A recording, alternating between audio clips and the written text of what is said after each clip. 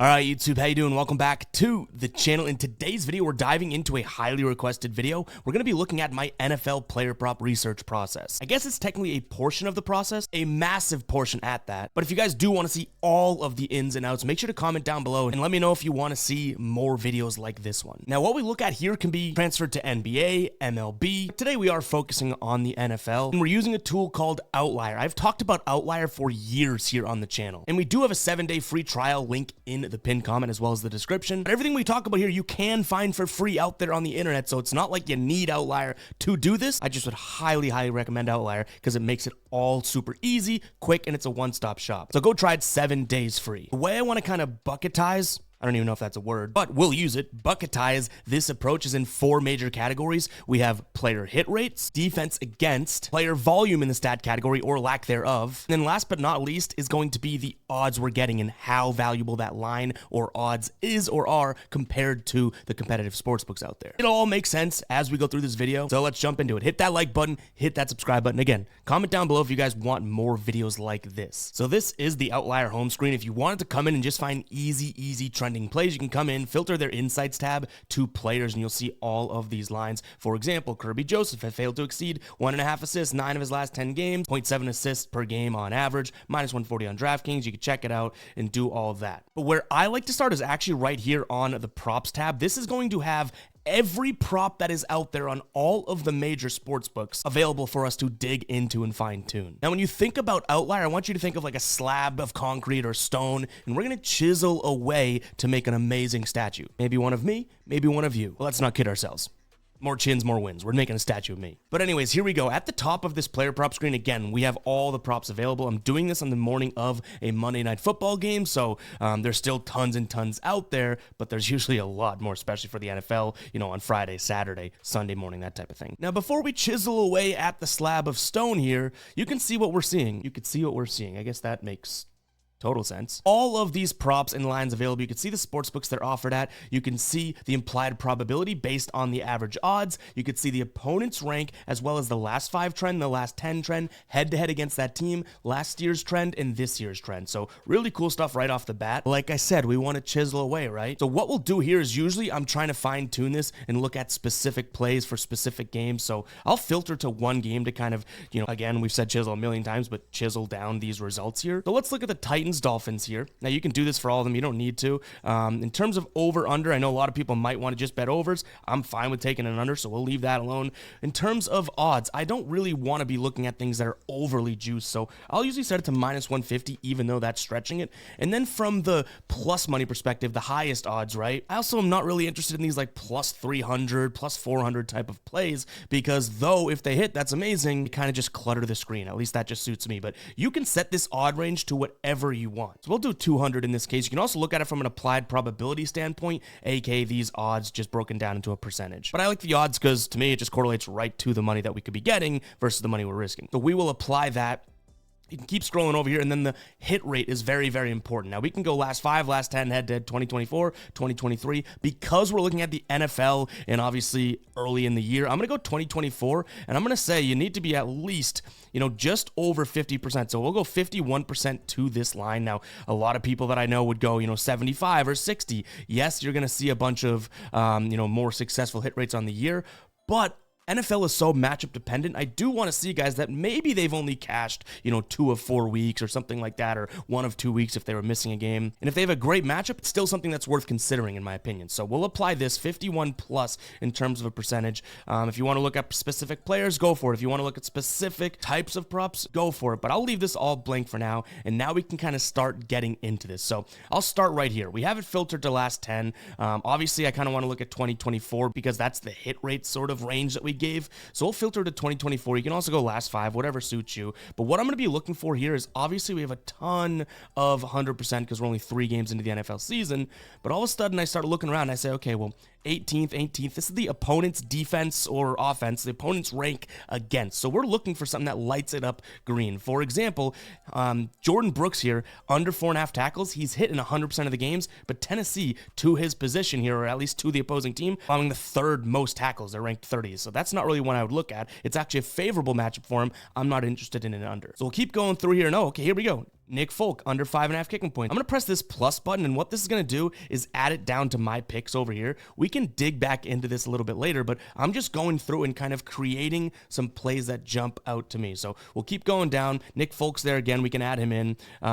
Here we have Chinga Okonkwo, 10th for Miami in terms of how they cover this stat, so we'll add that on there. Kind of same thing there. We don't need to add it twice. Keep going through. Okay, Jordan Poyer over 2.5 assists. Jordan Brooks over 2.5 assists. So remember, up here we saw Jordan Brooks at tackles, but now we're talking about assists. Okay, that's something that we can add in. We'll add that in as well. You can see all these assist. 31st in terms of Tennessee's ranking, so this is obviously a decent spot, and we know they've hit in at least 2 of 3 games. Like I mentioned, we're just kind of putting together a pool of plays that we're considering. These are not just bet it and forget it, blindly take type picks, because there's a lot more research on Outlier that we have to do heading into this.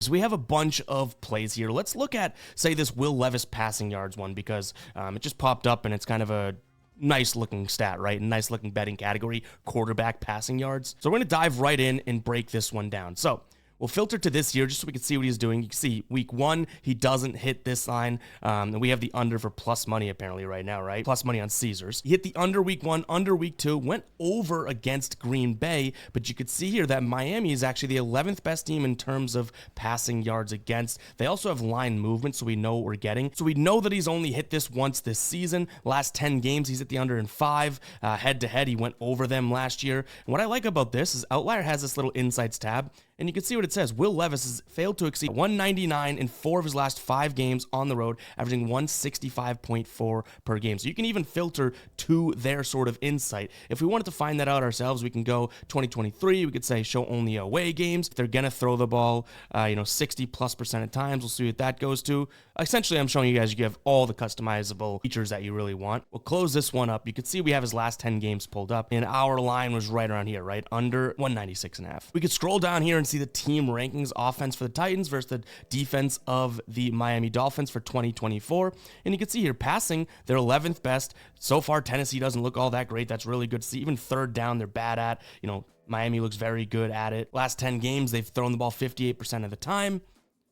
He's averaging a 61% completion rate, which instead of just looking at passing yards here, we can even look at, okay, well, passing completion, how do they rank? Okay, well, they're still green, looks pretty good. But a lot of teams are throwing on them, so there's volume. So we're looking at passing yards, but just by filtering to pass completions, we can now see the defense against. We can also see Chicago, New York, and then Green Bay. He's gotten better and better in terms of passer rating. But one thing I'll mention, Chicago, good defense. New York Jets, good defense. Green Bay, not exactly the best of defenses, right? So now we're starting to learn that, okay, well, we're seeing a team that, or a player that is getting better and better, but it almost is like the competition's getting worse and worse. So where do we rank that Miami team? Again, they're a top 10 team in terms of passing yards allowed. You can also see how many bad throws he's had, how many dropped throws. He had 3 last week in a game in which he went over. His target percentage in terms of his throw being on target, average pocket time, hurries, all of these are down here as well. You can see how comfortable this team will be now. Average pocket time at 2.9. It's been right around 3 this year.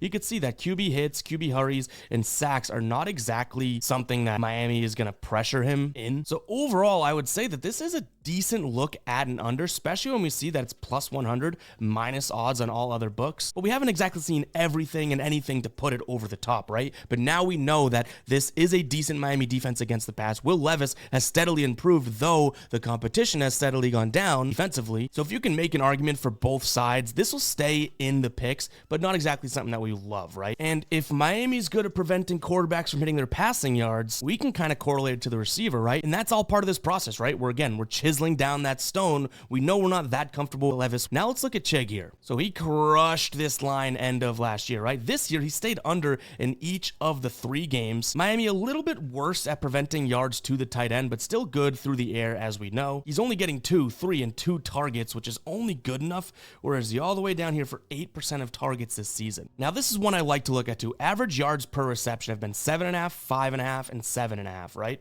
Per game.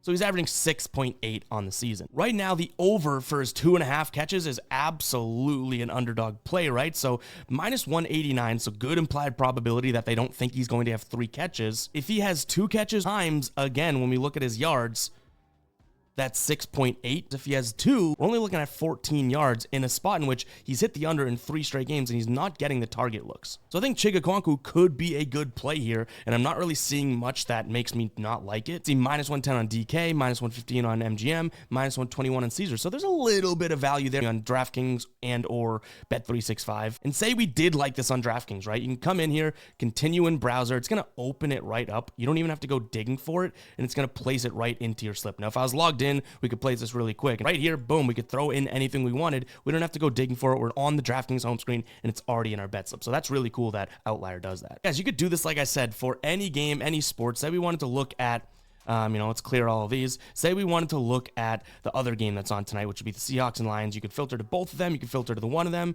and you can kind of go through and dig in. Charbonnet, 24th for Detroit. Again, we're looking at the hit rate plus the opponent's defense, and we want to make sure, like I said, the volume is there. So that hit rate's important. The book that you're looking at in terms of price is important. We love the defense against, but that biggest thing would be the volume. And like I already mentioned, with someone like taking the under for Chig, the volume's not there. It's a lack thereof of volume. So I like that. Zach Charbonnet here, over 10.5 receiving yards. Let's see if the volume is there. He's getting, 3, 5, and 4 targets per game here. Average yards per reception, 9.6. It's definitely skewed by week number 1, but this might be another look as well, because again, if he's looked to get 2.5 catches, say 2 catches, right? His receiving yards is at 12.5, 2 catches at his current average yards per reception, 9.6 last 5, this season 8.7. We could be looking at him getting 18 yards, even if he only gets 2 catches based on his yards per reception. One other thing that I think is really cool, you can go in here and say games with player. Kenneth Walker was out last week, right? But now he's playing. So we want to see how he's done with Kenneth Walker. That is with player there. And we can obviously go down here and see, okay, well, last 2 games with Kenneth Walker, he actually performed really well last season. This year, 1 game with Kenneth Walker, and he soared over. That was week 1 against Denver. His last 5 with Kenneth Walker, actually his last 3 here, 39, 28, 29. Now, the one thing we want to look at, defense versus position, which is something that could keep us off of this play, is the fact that, okay, well, that looks good, right? Detroit's receiving yards. Well, how about to the running back specifically? Oh, they're the number 1 team at stopping them, right? Last time he played them, again, we have with Kenneth Walker still in there, he did have 14 yards on 2 targets and 2 receptions. So there's just so many directions you can go in here, and it's all in one spot. That's why I love Outlier so much. But again, to kind of summarize, and again, that's a huge portion of the research. There is a lot more that we can do using different sites and whatnot. So let me know in the comments if you want more of an expanded or extended version of this. But quickly through Outlier, we can look at the hit rate, we can look at the defense against, we can get the best odds possible, and then that volume is one that people sleep on a lot. For example, say a receiver had hit his unders in 3 straight weeks. He has 20 targets a game. At some point, that other shoe is going to drop, and he's probably going to start playing well. So volume, super, super important. But I like to marry it up with the fact that we have a good hit rate, we have a good matchup for them, and we're not getting screwed in terms of the odds we're taking. Like if you only had DraftKings or FanDuel, and you're looking at a play, but both of those are the 2 worst odds out there, it may make me sort of pump the brakes a little and say, yeah, let's not go for that one. There's better pricing out there. Either I want to sign up for that sports book, which we have sign up bonuses in the pinned comment, or we stay away from it for tonight. But guys, hopefully that helped. Let me know in the comments. Again, if you want to see more, if you want me to break down Outlier even more, go ahead and let me know in the comments. Check out Outlier. That link is in the pinned comment, 7 days free. Catch you guys in the next one, all right? Peace out.